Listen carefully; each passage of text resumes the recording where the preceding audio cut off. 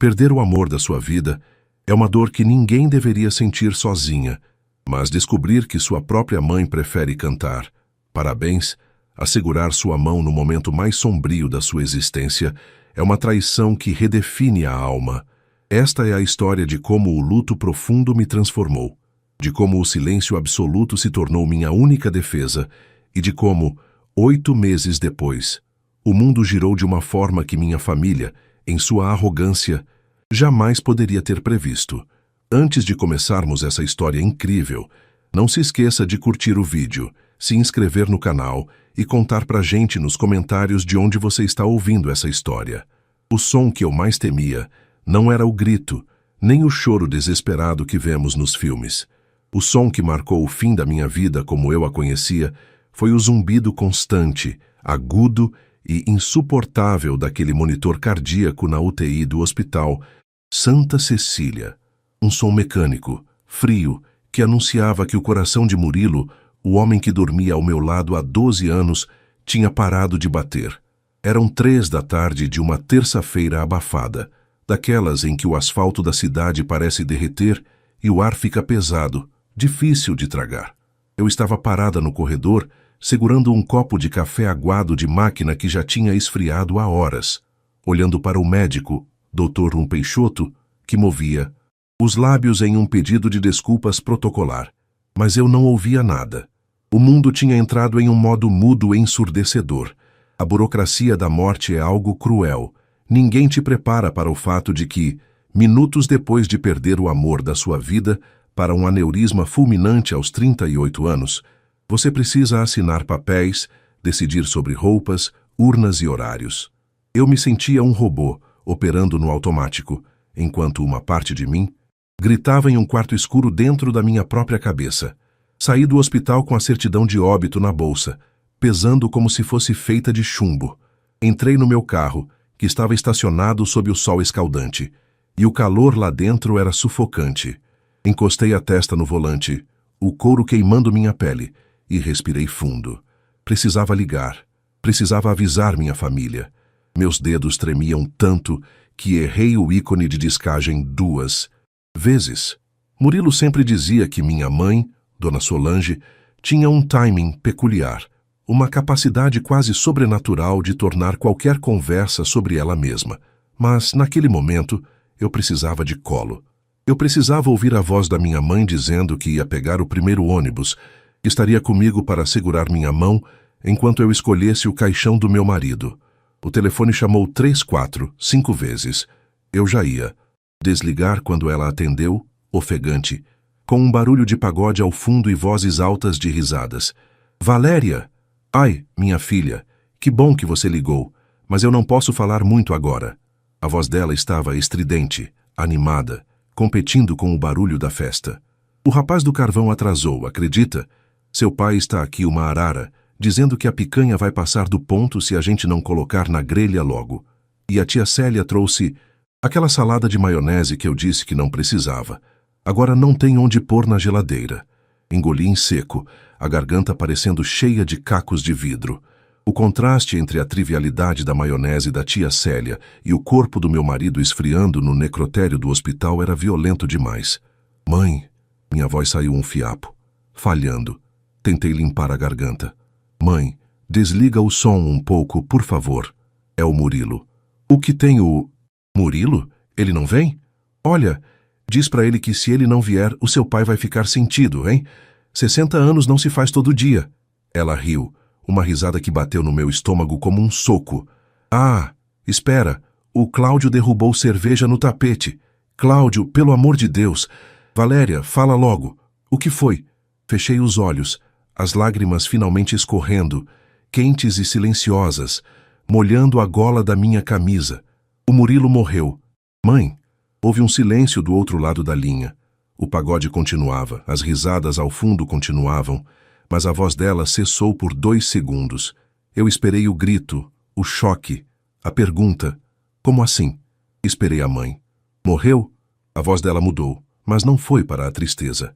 Foi para um tom de perplexidade prática, como quem descobre que o mercado fechou antes da hora.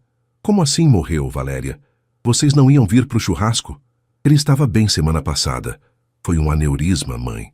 Agora há pouco, no hospital, eu estou sozinha aqui no carro. Eu preciso de vocês. O enterro vai ser amanhã de manhã. Eu não sei nem por onde começar, mãe. Eu solucei, perdendo a compostura pela primeira vez. A resposta dela demorou mais alguns segundos. Ouvi ela suspirar.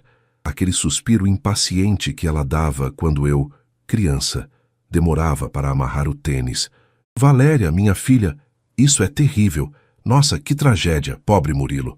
Mas, escuta, hoje é o aniversário de 60 anos do seu pai. A casa está cheia. Os tios vieram do interior. Tem gente que eu não via há anos. O buffet já está pago. A carne está na grelha. Fiquei muda. O ar-condicionado do carro começou a gelar o suor na minha testa, mas eu sentia frio por dentro. O que a senhora está dizendo? Estou dizendo que não tem como a gente ir agora, filha. Seja razoável. O clima vai ficar pesadíssimo se a gente parar a festa agora para pegar estrada. São 3 horas de viagem até aí. E seu pai? Você sabe como ele é com datas. Ele esperou muito por essa festa. Não posso simplesmente mandar todo mundo embora e dizer: acabou? O genro morreu? Mãe, o meu marido morreu. Repeti, pausadamente, achando que ela não tinha entendido a gravidade. Eu vou velar o corpo dele sozinha. Eu tenho 34 anos e sou viúva.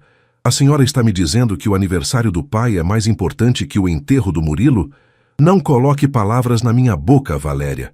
Ela se irritou, o tom subindo. Estou dizendo que a vida continua. O Murilo, Deus o tenha, ele era um bom rapaz, mas ele já se foi. A gente ir aí agora não vai trazer ele de volta. Amanhã, depois que os parentes forem, embora, a gente vê de ir aí te dar um abraço. Mas hoje não dá. Não seja egoísta de estragar o momento do seu pai. Não seja egoísta. A frase ecoou no habitáculo do carro. Desliguei o telefone. Não tive forças para argumentar, para xingar, para implorar. Apenas apertei o botão vermelho e joguei o celular no banco do passageiro, onde Murilo deveria estar sentado. As 12 horas seguintes foram um borrão cinzento. Fui para a funerária, um prédio de tijolinhos aparentes com cheiro de crisântemos e cera de piso. Escolhi a urna, uma madeira escura, simples, como ele gostaria. Assinei papéis com a mão dormente. Quando a noite caiu, eu estava sentada na primeira fila da capela número 4, olhando para o rosto pálido do homem que eu amava. Ele parecia dormir, mas a frieza da pele quando toquei sua mão me lembrou que aquele era apenas um invólucro. A madrugada foi solitária. Alguns amigos nossos apareceram, com rostos chocados, trazendo abraços apertados e palavras de consolo que eu mal registrava. A Flávia, minha melhor amiga, ficou comigo boa parte do tempo, me trazendo água e lenços, indignada com a ausência da minha família. Eles não vêm, Val? Ela perguntou por volta das 2 da manhã, olhando para a porta vazia da capela. Não, respondi, minha voz dura, seca. Estão comemorando o aniversário do meu pai. Não quiseram estragar o clima. Vi o choque no rosto da Flávia, a mistura de horror e pena. Mas eu não queria pena. Naquela cadeira dura da funerária, enquanto o relógio na parede tic-taqueava os segundos da minha nova realidade, algo dentro de mim endureceu. Eu imaginava minha mãe servindo o bolo, meu pai rindo com um copo de cerveja na mão, enquanto eu acariciava o cabelo morto do meu marido. A cada risada, eles deviam estar dando lá, um tijolo se assentava no muro que eu começava a construir em volta do meu coração. O enterro foi às 10 da manhã do dia seguinte. Chovia uma garoa fina e irritante. Havia cerca de 20 pessoas, amigos do trabalho do Murilo, vizinhos, a Flávia. Nenhum parente de sangue meu, nenhum tio, nenhum primo. Ninguém. Minha família escolheu a festa. Eu joguei a primeira pá de terra sobre o caixão, o som oco, batendo na madeira, reverberando nos meus ossos. Ali, sob a chuva e o cheiro de terra molhada, eu enterrei 2 coisas, o meu marido e a minha expectativa de ter uma mãe. Quando cheguei em casa, o apartamento parecia enorme e hostil. As roupas dele ainda estavam no cesto de roupa suja. A caneca de café dele estava na pia. Meu celular, que eu tinha deixado no modo silencioso, vibrou sobre a mesa. Era Dona Solange. Havia 5 chamadas, perdidas, e 2 mensagens de áudio. Não ouvi os áudios, não atendi. Peguei o aparelho, fui até as configurações e bloqueei o número dela. Bloqueei o do meu pai. Bloqueei o do telefone fixo da casa deles. Fui nas redes sociais e fiz o mesmo. Deletei, bloqueei, excluí. Sem briga, sem textão de desabafo, sem avisos. Apenas o silêncio. Um silêncio absoluto e cirúrgico. Eu tinha uma conta bancária conjunta com o Murilo, mas eu tinha minha carreira. Eu era redatora publicitária, trabalhava de casa na maioria dos dias e sempre fui boa em criar narrativas para os outros. Agora eu precisava reescrever a minha. A dor do luto era uma âncora me puxando para o fundo, mas a raiva era um combustível. Ela queimava quente e constante. Nos dias que se seguiram, mergulhei no trabalho como uma forma de não enlouquecer. A solidão era minha única companheira. Eu comia comida congelada, dormia no lado da cama que ainda tinha o cheiro dele e acordava chorando. Mas toda vez que a tristeza ameaçava me paralisar, eu lembrava da frase: "Não seja egoísta de estragar o momento do seu pai." E eu levantava. O tempo passou de uma forma estranha. Os dias viraram semanas, as semanas viraram meses. 8 meses, para ser exata. 8 meses sem que eles soubessem se eu estava viva ou morta. 8 meses em que eu me reconstruí pedaço por pedaço, usando a argamassa do ressentimento e da ambição. E foi exatamente no 8º mês que o destino, com seu senso de humor irônico, colocou na minha frente a oportunidade perfeita. Não de vingança, não no sentido clássico, mas de justiça. Uma justiça poética que viria estampada na capa de uma das maiores revistas do país, com uma manchete que faria o café da manhã de Dona Solange entalar na garganta. O silêncio é uma droga viciante. No começo, ele queima a garganta como uma dose de cachaça barata que desce rasgando, mas depois ele entorpece. Durante os 8 meses que se seguiram ao enterro solitário de Murilo, eu me viciei na ausência da minha família. Não desbloqueei ninguém. Não perguntei a conhecidos em comum como eles estavam. Mudei a fechadura do meu apartamento, não porque tivesse medo de que eles viessem. Eles nunca vinham. Afinal, a vida deles era ocupada demais com churrascos e aparências, mas porque eu precisava que aquele espaço fosse impenetrável. Minha rotina se tornou uma coreografia de sobrevivência. Acordava às 5, corria na orla ainda escura para sentir o vento gelado no rosto e lembrar que eu estava viva. Tomava um banho fervendo e sentava na frente do computador. O luto, descobri, tem uma energia cinética brutal. Se você não canalizá-lo, ele te destrói. Se você canalizá-lo, ele te torna imparável. Como redatora publicitária sênior em uma grande agência de São Paulo, eu sempre fui boa, mas boa não era o suficiente para preencher o buraco que a morte do Murilo e o abandono da minha mãe deixaram. Eu precisava ser excelente. Eu precisava ser indiscutível. Foi assim que nasceu a campanha A Mesa. O cliente era uma marca gigante de alimentos, daquelas que dominam as ceias de fim de ano. Eles queriam algo emocionante, o clichê de famílias perfeitas sorrindo ao redor do peru assado. Eu entreguei o oposto. Escrevi um roteiro sobre a cadeira vazia, sobre a dor de montar o prato para quem não vem, sobre como o amor se manifesta na saudade, no silêncio respeitoso de quem lembra. Quando apresentei o conceito na sala de reuniões envidraçada da agência, na Faria Lima, houve um silêncio sepulcral. O diretor de criação, um homem cínico que raramente se impressionava, limpou uma lágrima discreta no canto do olho. "Valéria, isso é visceral. De onde veio isso?" Ele perguntou, girando a caneta entre os dedos nervosos. Eu encarei o reflexo da cidade cinza na janela. Da vida real, Beto. Da vida real. A campanha foi aprovada, foi produzida, e quando foi ao ar, o Brasil parou. Viralizou de uma forma que ninguém esperava. As pessoas compartilhavam o vídeo chorando, contando suas próprias histórias de luto, de abandono, de solidão. Em 3 meses, eu fui promovida a diretora de criação. Meu salário triplicou.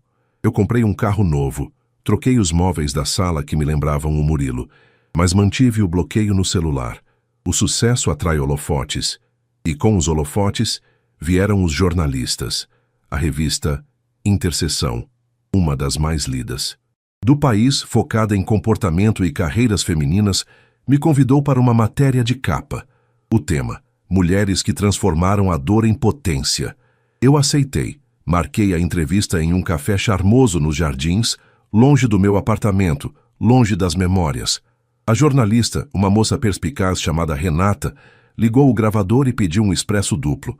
Conversamos por 2 horas sobre publicidade, sobre mercado, sobre a estética do comercial. Mas ela, com aquele faro de quem busca a ferida, tocou no ponto nevrálgico. Valéria, o comercial à mesa tem uma autenticidade que não se fabrica. Há um rumor no mercado de que você perdeu o marido recentemente. Isso influenciou a criação? E como foi o apoio da sua família nesse processo? A gente sabe que a rede de apoio é fundamental para mulheres em luto. Eu parei com a xícara de porcelana a meio caminho da boca.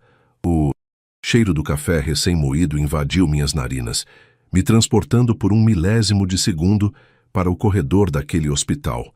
Olhei para a Renata. Ela esperava uma resposta padrão. Sim, foi difícil, mas minha mãe foi um anjo. Era isso que a sociedade esperava.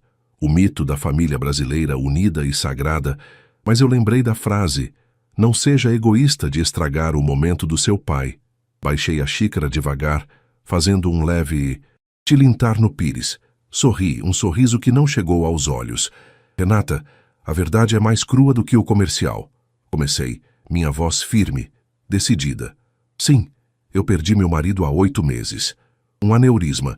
E sobre a rede de apoio. Bom, essa é a parte interessante. No dia que o Murilo morreu, minha família estava dando uma festa de aniversário para o meu pai. Quando liguei avisando do óbito, minha mãe disse que não podiam vir, porque a carne já estava na grelha e eles não queriam estragar o clima. Eu velei meu marido sozinha, enterrei ele sozinha, e aprendi que, às vezes, o sangue é só um líquido vermelho, não um laço. A jornalista arregalou os olhos, parando de anotar. O gravador continuava rodando, capturando cada sílaba da minha vingança fria. Você quer que eu publique isso? Com esses detalhes? Ela perguntou, hesitante. Isso é muito forte, Valéria. Publique. É a minha história. E a história por trás do sucesso da campanha que o Brasil inteiro está aplaudindo. A inspiração foi a ausência deles. A revista saiu numa sexta-feira. Eu acordei cedo, fui até a banca da esquina e comprei 3 exemplares. A capa era uma foto minha em preto e branco, olhando direto para a câmera com uma expressão desafiadora. A manchete principal, em letras amarelas garrafais, dizia: o luto solitário de Valéria. Como a publicitária do ano foi abandonada pela família no velório do marido e transformou a rejeição em milhões.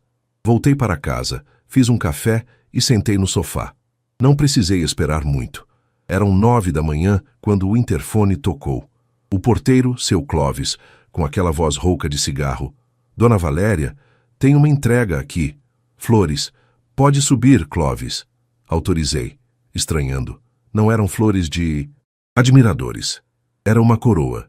Uma coroa de flores fúnebres com uma faixa que dizia Perdão, Su.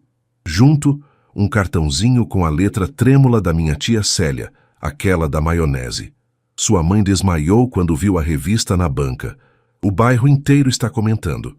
Pelo amor de Deus, atende o telefone. Sorri. O pânico tinha se instalado. Narcisistas não suportam a dor da consciência, porque eles não têm uma, mas eles têm pavor do julgamento público. Minha mãe, a rainha do bairro, a mulher que vivia de aparências, tinha sido exposta nacionalmente como a monstra que trocou o genro morto por um churrasco. Peguei meu celular. Fui na lista de bloqueados. Havia 47 tentativas de contato só nas últimas 2 horas, vindas de números desconhecidos. O telefone fixo da casa dos meus pais, o celular do meu pai, o celular da minha mãe, o da tia Célia, o do primo Cláudio. O ícone de notificações pulsava como um coração taquicárdico. Meu dedo pairou sobre o botão de desbloquear no contato, mãe.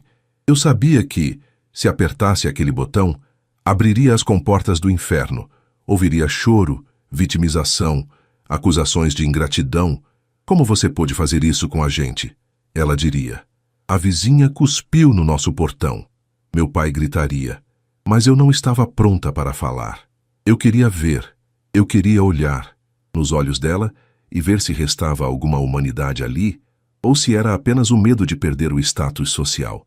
Decidi não atender. Em vez disso, levantei, me vesti com minha melhor roupa, um terninho de linho cru impecável, e peguei a chave do carro. 3 horas de viagem. Eu iria até lá, não para pedir desculpas, não para fazer as pazes. Eu iria lá para ver o circo pegar fogo de perto. E, principalmente, para entregar pessoalmente o convite da missa de 1 ano do Murilo, que seria na semana seguinte. Dirigi com o rádio desligado, a revista no banco do passageiro como um copiloto silencioso. Quando entrei na rua da casa dos meus pais, no interior, a cena que vi me fez desacelerar o carro. Havia um pequeno grupo de pessoas na frente do portão deles, vizinhos, curiosos, e o portão, sempre aberto para ostentar o carro do meu pai na garagem, estava trancado com cadeado e corrente. As janelas da casa estavam fechadas, em pleno meio-dia de um sol escaldante. Parecia uma casa abandonada ou uma fortaleza sitiada. Estacionei o carro bem na frente. Desci, ajeitei os óculos escuros e caminhei até o portão. Os vizinhos se calaram quando me viram. Dona Lourdes, a fofoqueira oficial da rua, arregalou os olhos e apontou discretamente. Eu era a celebridade do momento, a viúva vingadora da capa da revista. Toquei a campainha. O som estridente ecoou lá dentro. Ninguém respondeu. Toquei de novo, mais longo. Ouvi passos apressados e cochichos. A cortina da sala se moveu milimetricamente. Mãe? Chamei. Minha voz projetada, clara. Sou eu, a filha egoísta que queria estragar o aniversário do papai. A porta da sala se abriu num rompante. Minha mãe apareceu. Ela não estava arrumada. O cabelo estava despenteado. Ela usava um hobby velho e os olhos estavam inchados. Mas não era tristeza o que eu via ali. Era fúria misturada com terror. Ela correu até o portão, mas não o abriu. Segurou nas grades como uma prisioneira. Você ficou louca, menina? Ela sibilou, baixo para os vizinhos não ouvirem, mas alto o suficiente para eu sentir o veneno. Você destruiu a nossa vida. O padre ligou para o seu pai. O dono do mercado não quis vender fiado para a gente hoje de manhã. Você tem noção do que você escreveu naquela revista maldita? Eu tirei os óculos escuros e a encarei, calmamente. Eu não escrevi nada, mãe. Eu só contei a verdade. A verdade destrói vidas construídas sobre mentiras. Que pena. Abre esse portão, Solange. A voz do meu pai trovejou lá de dentro, e ele apareceu atrás dela, vermelho como um pimentão, segurando a revista amassada na mão. Deixa ela entrar que eu vou ensinar para ela o que é respeito. Não, minha mãe gritou, barrando-o. Se ela entrar, os vizinhos vão ouvir a gritaria. Valéria, vai embora. Vai embora e diz para essa revista que é mentira. Diz que você estava delirando de luto. Foi nesse momento que eu tirei da bolsa o convite da missa. Um papel bonito, com uma foto do Murilo sorrindo. Passei pelas grades do portão, estendendo para ela. Eu não vou desmentir nada, mãe. Vim entregar isso. Semana que vem faz 1 ano. Vai ter uma missa e depois um almoço. Fiz uma pausa dramática, olhando para a churrasqueira deles no fundo do quintal, visível pela lateral da casa. Não se preocupem, não vai ter churrasco. Mas se vocês não forem... Bom, a jornalista da revista disse que adoraria fazer uma parte 2 da matéria, cobrindo o evento. Ela perguntou se meus pais iriam comparecer dessa vez ou se teriam outra festa. O que eu digo? Para ela. Minha mãe pegou o convite, as mãos tremendo tanto que o papel quase caiu.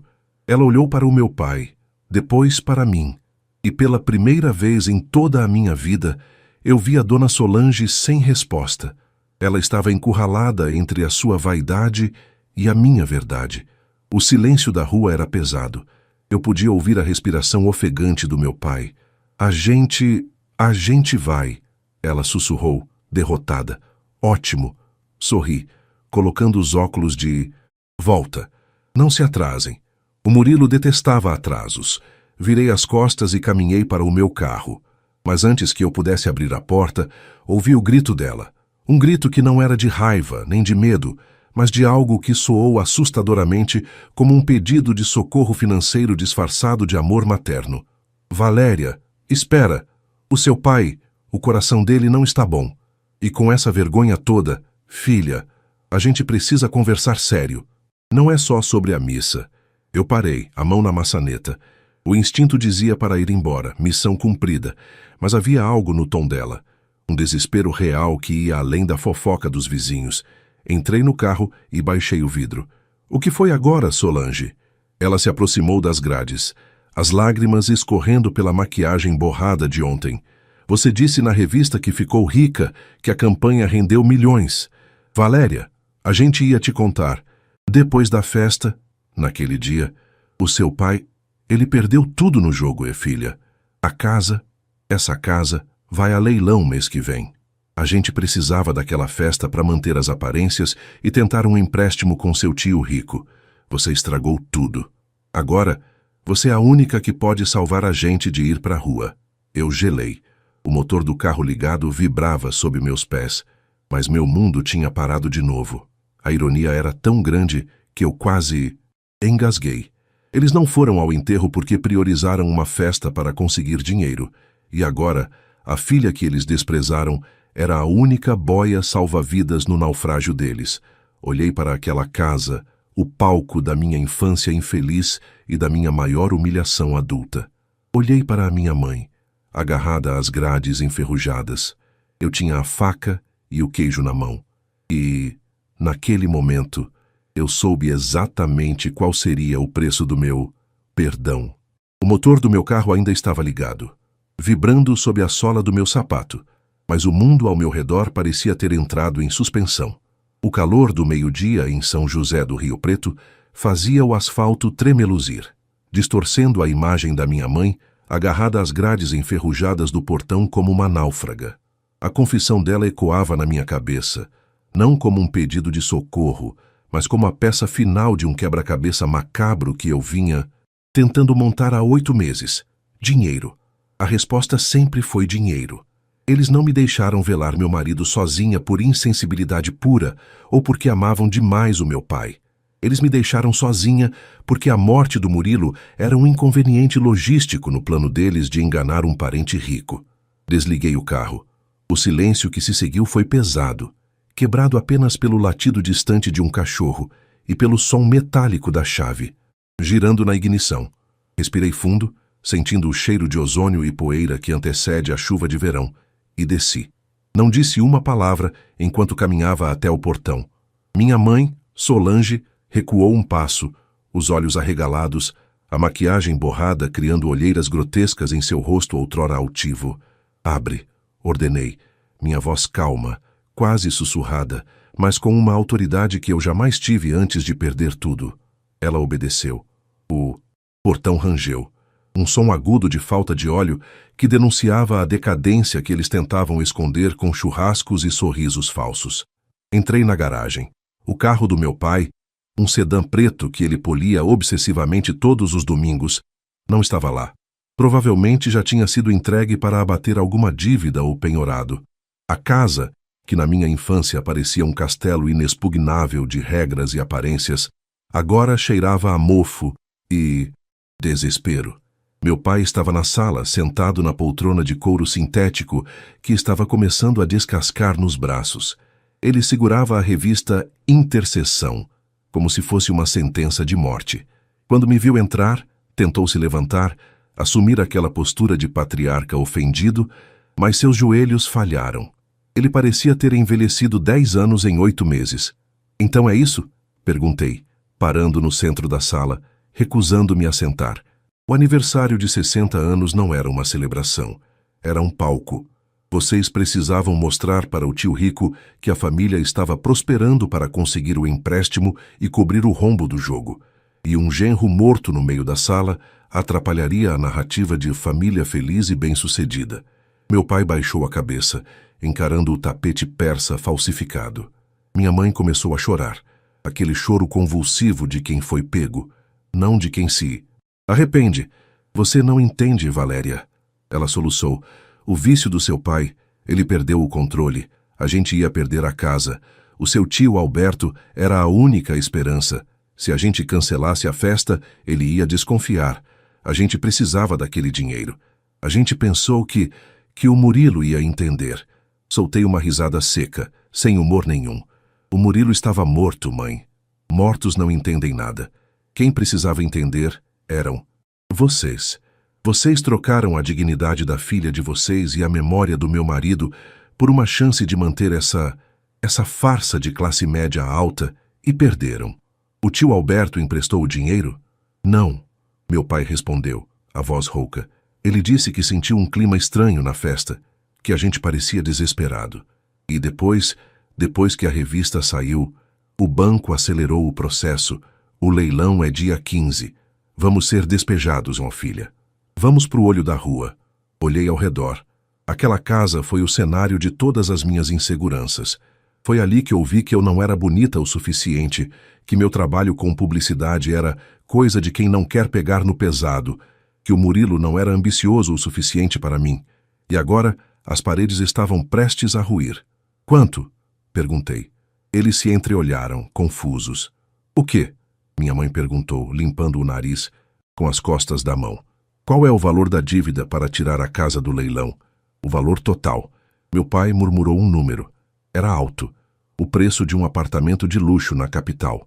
Mas, graças à campanha, à mesa, aos bônus, às palestras que eu estava dando e aos investimentos que fiz com o seguro de vida do Murilo, que eu nunca toquei até então, porque parecia dinheiro de sangue, eu tinha aquele valor. Não sobraria muito, mas eu tinha. Eu pago, disse, simples assim. A esperança iluminou o rosto deles de uma forma patética. Minha mãe juntou as mãos como se fosse rezar. Ai, filha, graças a Deus, eu sabia que você não ia abandonar a gente. Eu sabia que você tinha um bom coração, apesar de tudo o que escreveu naquela revista. Nós somos família, afinal. O sangue fala mais alto. Calma, levantei a mão, interrompendo o discurso vitorioso dela. Eu não disse que vou dar o dinheiro para vocês. Eu disse que vou pagar a dívida. O banco vai transferir a escritura, a casa será minha. O sorriso dela congelou. Como assim, sua?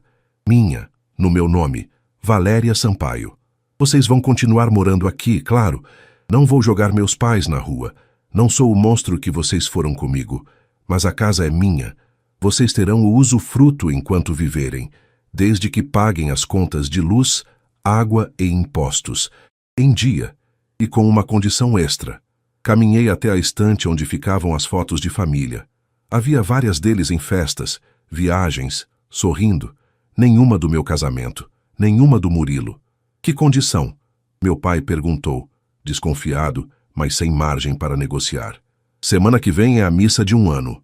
Vocês vão sentar na primeira fila, vão cumprimentar a todos.